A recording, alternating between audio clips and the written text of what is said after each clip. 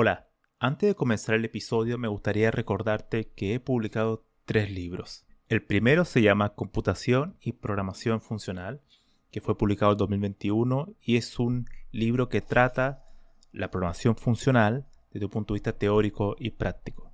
El segundo se llama Mentes Geniales, la vida y obra de 12 grandes informáticos. Esta es una obra que repasa la historia de hombres y mujeres que fueron relevantes en la historia de la computación. Y el último, el más reciente, se llama Principios de Programación, donde explico una nueva forma de entender la programación a través de 8 conceptos. Todos estos libros se pueden encontrar en librerías en España o en Amazon, y también en Latinoamérica se puede encontrar a través de Mercado Libre y Busca Libre. Para más detalles pueden visitar mi sitio web camilochacon.com.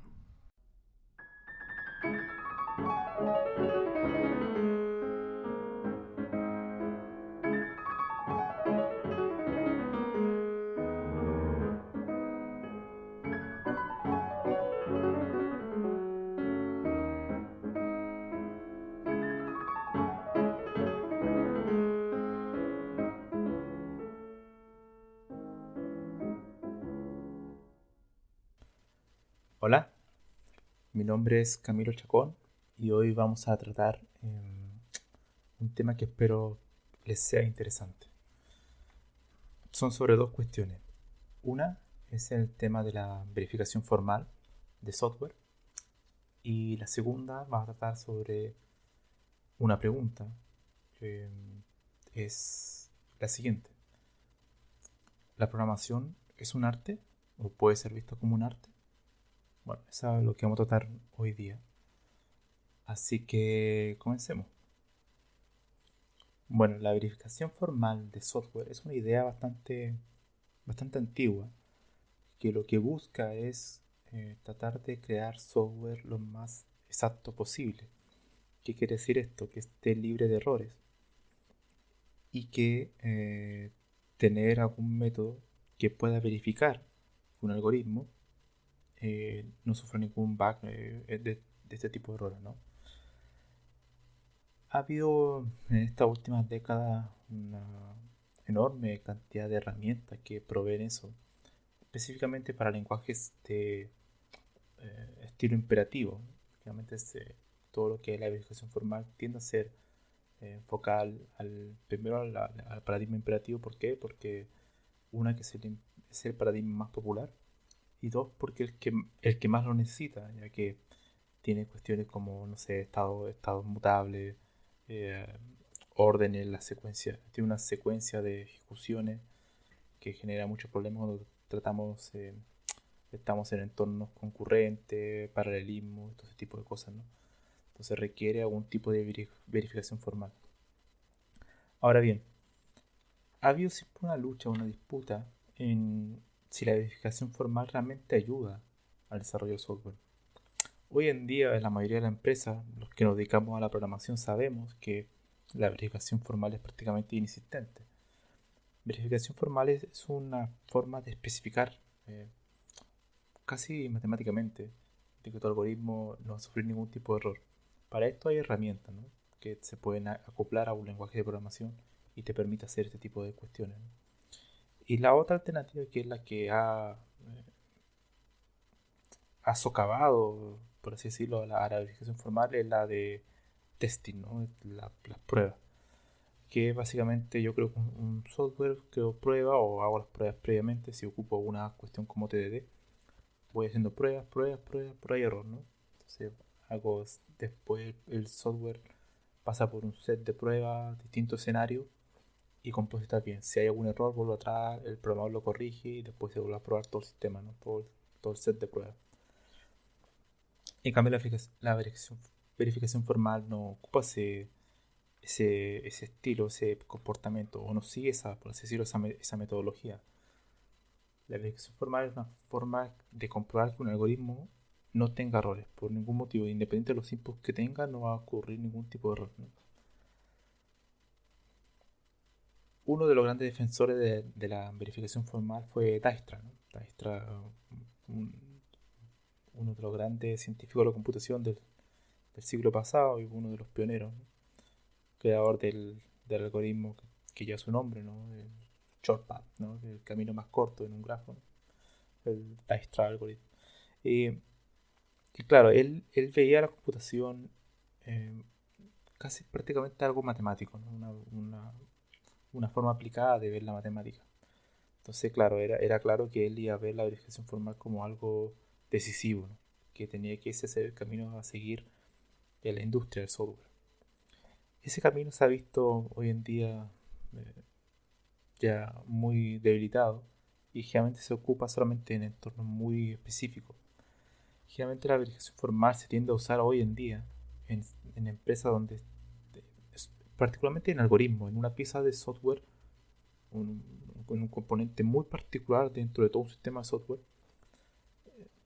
para asegurar que ese algoritmo funciona correctamente. Por ejemplo, uno de los ejemplos que ha salido ha sido uno de los algoritmos de Amazon, que ocupaba una herramienta que se llama TLA+, que dicho sea de paso lo construyó Leslie Lamport, que es uno de los personajes que hablé en el segundo podcast, el segundo episodio de este podcast, que es la importancia de las matemáticas dentro de la programación, y Leslie Lamport es uno de los pioneros que sigue como la antorcha de Dijkstra. Y él creó esa herramienta y esa herramienta se ocupó en Amazon, en uno de sus algoritmos de Amazon que requería muchos tipos de concurrencia. No recuerdo exactamente los detalles del algoritmo, pero un algoritmo que era muy crítico, que requería tener una verificación muy exacta para que no haya ningún tipo de error. Seguramente requería mucho de comportamiento distribuido, ¿no? Porque para ese tipo de cosas es muy necesaria la verificación formal. Entonces, claro, cuando un algoritmo es muy importante, primero, un software se divide en distintos módulos, componentes, ¿no? Pero uno sabe, cuando ha desarrollado este tipo de cuestiones, que hay componentes que son más importantes que otros. Entonces, y hay algoritmos que son muy críticos y otros no tanto. Entonces, claro, la verificación formal tiende a ser útil en ese tipo de cuestiones, en cuestiones muy críticas. En ese tipo de algoritmos sí es necesaria la verificación formal. Ahora, ¿por qué no se ocupa la verificación formal para todo tipo de algoritmos, para todo tipo de desarrollo de software, ¿no? Porque, claro, la verificación formal requiere primero un conocimiento ya bastante matemático, teórico, requiere mucho más esfuerzo, porque hay que estudiar bien cómo va a funcionar el algoritmo, cuál va a ser sus inputs, sus outputs, ¿no? Muy, muy detalladamente, lo que generalmente los programadores no hacemos en el día a día. Estamos dentro de la máquina, corriendo, siempre estamos atrasados, hay mucha exigencia, entonces, claro, eso es imposible de realizar. Excepto, claro, en estos lugares que son de investigación, de grandes empresas que tienen su departamento de investigación, donde tienen que construir algoritmos que sean muy precisos. Entonces, en ese tipo de escenario, sí es útil, aunque no todos lo hacen, aplicar verificación formal. Uno de los impulsores de esto es Tony Hoare. Tony Hoare fue el que publicó un artículo científico en 1969 que se llamaba algo así como An Axiomatic Basic for Computer Programming, que básicamente significa una base axiomática para la programación de computadoras. Lo que él presentaba en ese artículo era que se podía aplicar algún tipo de lógica, ¿no? Un sistema formal, sobre un algoritmo de estilo imperativo, para asegurar que siempre va a estar correcto el output según un preestablecido conjunto de input, ¿no? Básicamente lo que estaba tratando de hacer es verificar si una función o un algoritmo es puro, ¿no? Los que han programado en programación funcional saben que existe un concepto de funciones puras, ¿no? Que básicamente significa que tú no tienes side effects, o sea, efectos colaterales. Eso quiere decir que dentro de esa función tú no accedes a un cambio de estado de alguna variable global o otra cuestión, sino que todo vive dentro de esa misma función.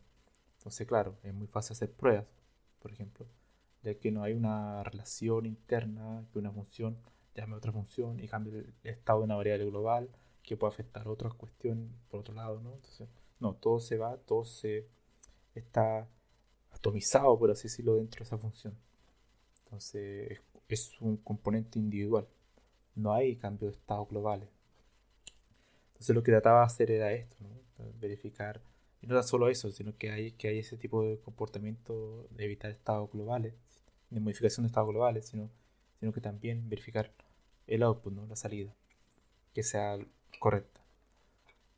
Y bueno, en ese artículo menciona cuestiones como, por ejemplo, la precondición, ¿no? Que la precondición era una regla, como una especie una, podríamos verlo como una especie de if, ¿no? De los inputs, ¿no? Entonces, donde tú compras todas las características, propiedades de este input. Por ejemplo, si es una lista de tal tamaño, de mínimo, máximo, qué tipo de valores va a tener, todo lo que se te pueda ocurrir, ¿no? Y tiene que cumplir esa precondición. Si cumplía, entonces el algoritmo sigue avanzando, ¿no? Al final es como top-down, ¿no? Imperativo, ¿no? Secuencial. Entonces el algoritmo se ejecutaba y al final había otra postcondición, que hacía lo mismo pero a la inversa, ¿no? Ahora vamos a verificar exactamente el output, ¿no? Que tiene que ser, por ejemplo, un entero, de rango de 0 a 10, y bueno, todo lo que se te pueda ocurrir. Y esa regla tenía que implementar el programador, ¿no? Tenía que buscar las precondiciones y las postcondiciones y aplicar este tipo de lógica que Tony Hoare proponía en ese artículo. Y es bastante interesante.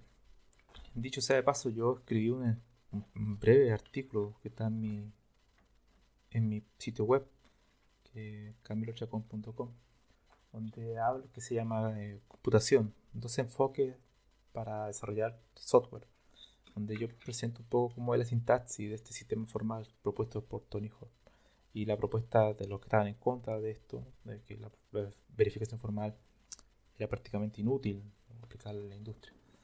Hoy en día es útil, pero es útil para un contexto muy específico, ¿no? Como componente muy específico de software.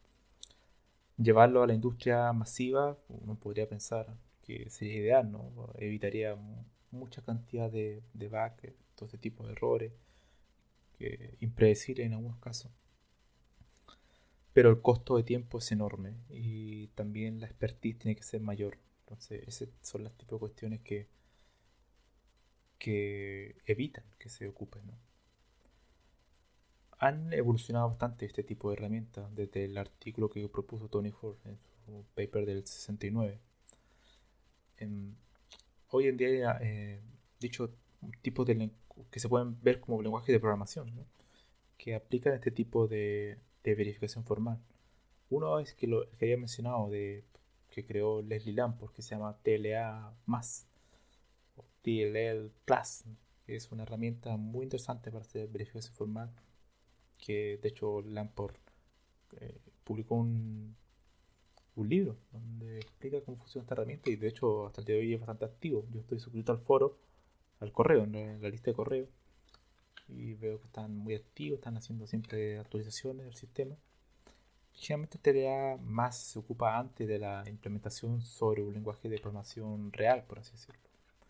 Real me refiero a un lenguaje que se ocupa en la industria, ¿no? O sea, mainstream, C, Python, C, Java, lo que sea, ¿no? Que sea popular. Entonces, generalmente uno verifica que el algoritmo esté totalmente correcto en TLA más y ahí lo pasa a un lenguaje de programación. Y claro, TLA más también tiene una sintaxis, pero es una sintaxis muy cercana a la matemática. De hecho, si tú ves la sintaxis es como teoría de conjunto. Simplemente es bastante interesante. Otro lenguaje que permite hacer este formal y que creo que es mucho más avanzado que TLA más, creo que permite hacer cosas mucho más sofisticadas, se llama COP, que es como COQ. Y no lo he ocupado, pero sí sé que es bastante interesante y que lo ocupan para cuestiones más avanzadas, que creo que TLA más, ¿no? Que es un poco más reducido, es una sintaxis muy, muy simple. Pero creo que ya es todo un sistema bastante grande y sofisticado, ¿no? No puedo decir mucho más de este porque no lo he ocupado, pero sí sé que es bastante conocido en ese entorno de la verificación formal. Entonces, para concluir este primer tema de la verificación formal, era el sueño, ¿no? El sueño de los científicos de la computación que venían de una corriente matemática no formal, de llevar de la reducción total o la máxima reducción posible de errores sobre un software. Y se encontró la aplicación formal y se demostró que sí puede ser bastante útil. Pero lamentablemente hoy en día con la masificación de la industria del software se ha vuelto prácticamente imposible aplicarlo de manera masiva, ¿no? O sea, uno, porque retrasaría mucho los proyectos de software actuales. Dos, porque muchos programadores no tienen mucho conocimiento en matemáticas, hay que ser honesto, y eso los complicaría bastante.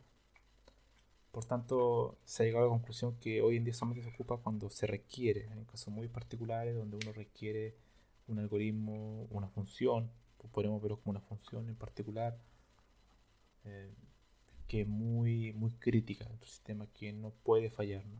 Entonces, para ese tipo de cuestiones se analiza ocupar verificación formal.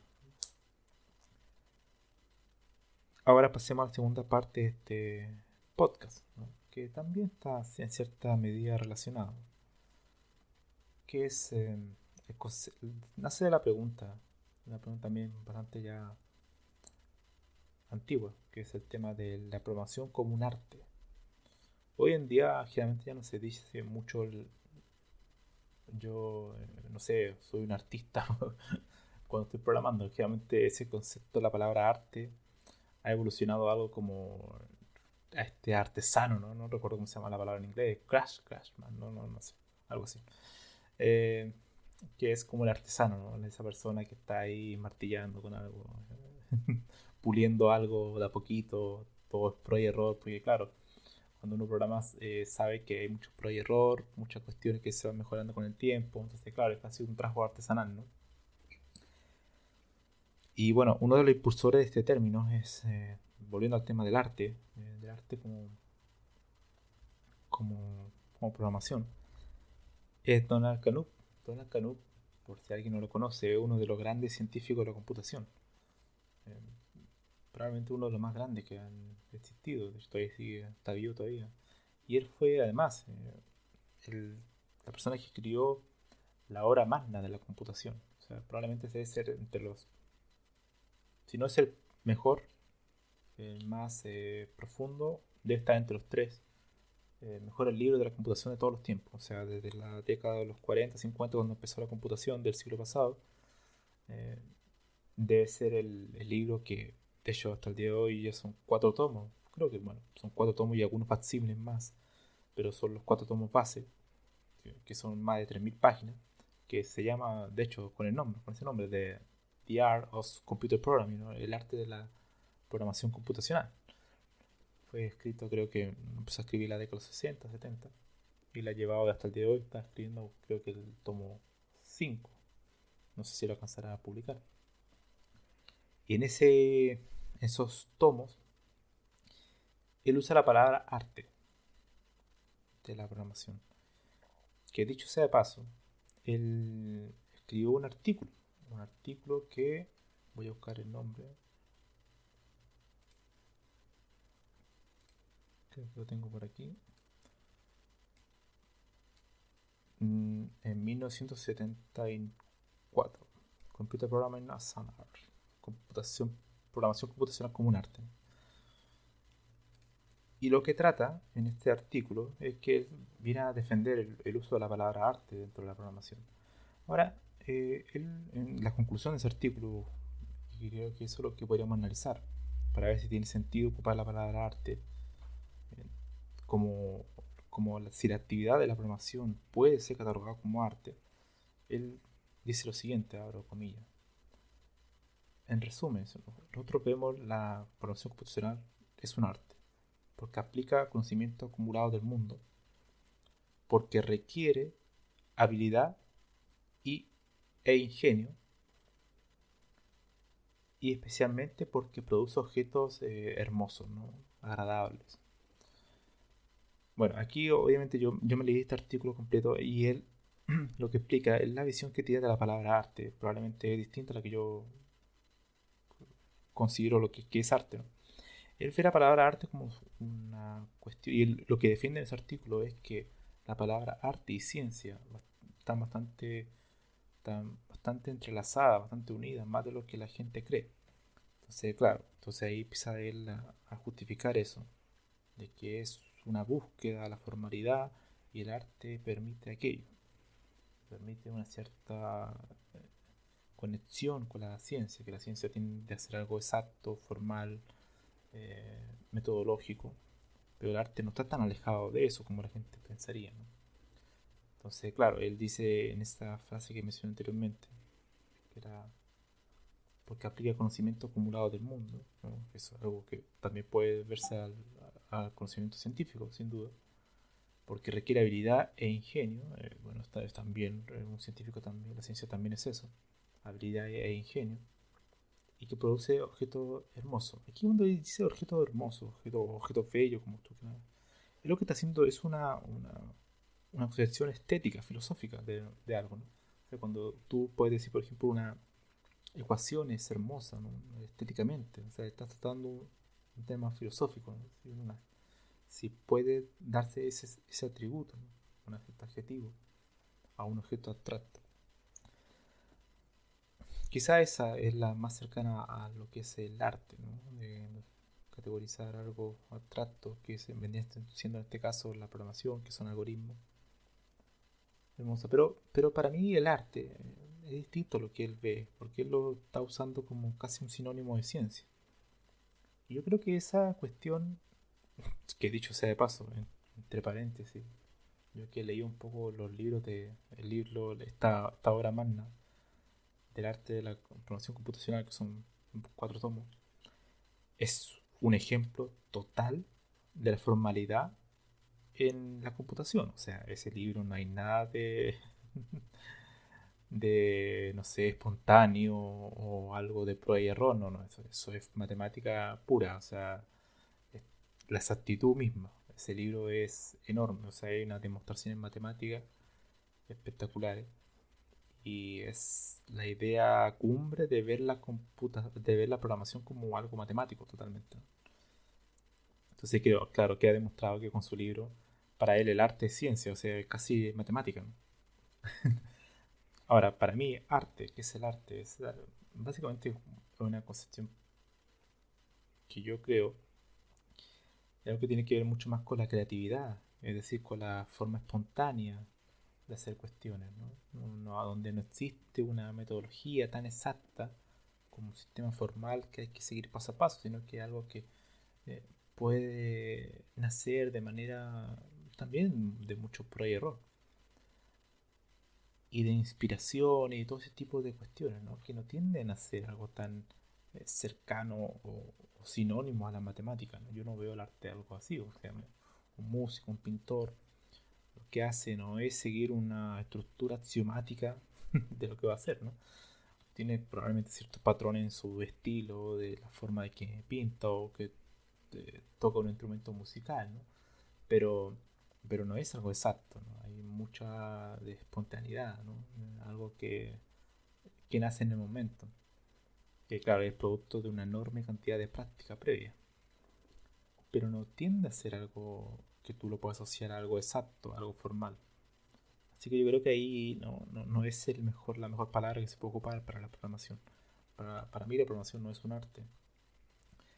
Para mí la programación ni siquiera es un tema artesanal. Para mí la programación lo que debería aspirar es lo que aspira Donald Knuth en su libro, ¿no? Que a pesar de que ocupa la palabra arte, lo que está proponiendo es una forma formal de ver la programación, una forma que tú pienses de manera muy profunda cómo se diseña un algoritmo antes de programarlo, antes de pasarlo a un lenguaje de programación. Y esa es la idea clave de todos sus tomos. Todos los tomos de su algoritmo, de su libro, eh, trata de mostrar eso, ¿no? O sea, de detenerse, pensar muy bien lo que va a hacer, aplicar un mecanismo, un aparato matemático para esto y demostrar matemáticamente que ese algoritmo va a hacer lo que tú esperas que haga y después implementarlo en un lenguaje de programación. Y eso es lo que propone ese libro, que es extremadamente notable, pero que también es muy complejo de leer, no es simple. Ahora, volviendo al tema del arte, ¿no? Eh, Uno de los problemas del arte o del ser artesano de la programación es que una persona como Donald Knuth, que tiene una versión del arte como algo como casi científico, uno lo puede comprender y aparte su obra demuestra que él no tiene el concepto de arte que yo acabo de mencionar anteriormente. Él ve algo muy preciso, algo muy concreto, muy no algo que, que sea casi, no sé, de prueba y error, ¿no? Para él el arte no es eso. Pero si tú le explicas a un programador, él te dice, no, que la programación no es formal, la programación es como un artesano, porque estamos probando, prueba y error, constantemente. Entonces siempre hay una mejora continua. Entonces, claro, si tú postulas eso, lo que estás avalando es al desorden. Es al desorden porque básicamente lo que él dice es que, claro, como la programación siempre van a haber errores, pues entonces me pongo a programar y a obtener el resultado que quiere mi jefe. Y bueno, la implementación da lo mismo, o sea, que no le importa el resultado, ¿no? Y eso es terrible para el área, para la profesión, ¿no? Y por esta concepción errada de que hay gente que lo entiende mal, del ser artesano, de ser un artista o como quieras llamarlo, ¿no? De que todo se puede ir mejorando, ¿no? Que yo me voy a equivocar ahora, pero no importa, lo voy mejorando con el tiempo, ¿no? Todo ese tipo de cuestiones son ideas totalmente equivocadas y muy peligrosas, ¿no? Eso es una de las cosas peligrosas de ocupar una palabra incorrecta, porque mucha gente no lo va a entender como lo entiende Donald Knuth, lo que es el arte. Mucha gente va a justificar que prácticamente sin leer el libro de su obra, va a pensar que, claro, esta cuestión es mucho más espontánea, la información se va mejorando con el tiempo, vamos creando una solución, después creamos otra y otra, la vamos mejorando hasta que después, al final va a estar bien, ¿no? Pero igual puede tener algún tipo de error, ¿no? Pero lo vamos mejorando, ¿no? Con el tiempo. Entonces eso va en contra de construir un buen diseño de software, de aprender conceptos como la complejidad algorítmica, el análisis algorítmico, la eficiencia, buenas prácticas, conocer bien la herramienta. Eso va en contra, eso rompe la idea de la formalidad que es muy necesaria hoy en día en la programación y hay que reivindicarla. Yo creo que hay que volver a los cimientos un poco de la programación porque si no esto se va a transformar en un caos de código basura, caos de programadores que se sienten genial escribiendo código innecesario, eh, totalmente discreto, totalmente de mala calidad y porque no tienen, de hecho, mucha... El sueño de Dijkstra, el sueño de Donald Knuth es acercar la programación a la matemática, a la formalidad. Y lamentablemente hoy en día los programadores, ¿cuántos de ellos saben de matemáticas? Hay muchos que no ni siquiera saben de la teoría de conjunto. O sea, saben código, cosas muy... No era la matemática, de hecho, muy cercana a la programación. Piensa que son cosas diferentes, algunos dichos, sea de paso, dice que son totalmente diferentes. Entonces, claro, y se ha, se ha popularizado la idea de esta espontaneidad que es básicamente equivalente al desorden. Al desorden, a que salga como sea la solución, después vemos cómo lo solucionamos, ¿no? Eso es terrible. Yo creo que hay que volver a los grandes científicos de la computación, que eran matemáticos, dicho sea de paso, y volver. No vamos a poder volver a la verificación formal y cubrir toda el área de software con verificación formal, ¿no? Pero sí incentivarla en componentes críticos, sí estudiarla y no alejarse de la matemática. Creo que un programador que se aleja de la matemática no puede ser un buen programador. Siempre va a estar totalmente limitado a lo que haga porque no va a poder entender la esencia de lo que es la programación, que dicho sea de paso es matemática, después de todo, en el aspecto teórico. Eso sería, yo creo que un poco el general podcast de hoy, lo que quería hablarle, un poco de la verificación formal y este concepto del arte, que era una especie de crítica al concepto. Hay que tener mucho cuidado cuando uno ocupa un concepto para que las personas realmente entiendan de qué se trata. Yo creo que Donald Knuth tiene una muy buena intención de ver la programación como un arte, pero lamentablemente el arte que él ve es muy distinto al arte que ve otras personas. Y si alguien no entiende bien lo que él quiere transmitir con la palabra arte, estoy seguro que si muchos conocen lo que él realmente piensa que es el arte de la programación, muchos van a renunciar de ser programadores porque van a encontrar que es muy matemático o muy formal, ¿no? Hay que buscar un equilibrio. Y el equilibrio está en que hay que empezar a, en cierta manera, a dejar esta actitud de prueba y error constante, ¿no? Que es una forma de ocultar la ineficiencia, es una forma de ocultar la, la falta de conocimiento, ¿no? Así que bueno, ese sería el podcast. Espero que lo hagamos reflexionar un poco.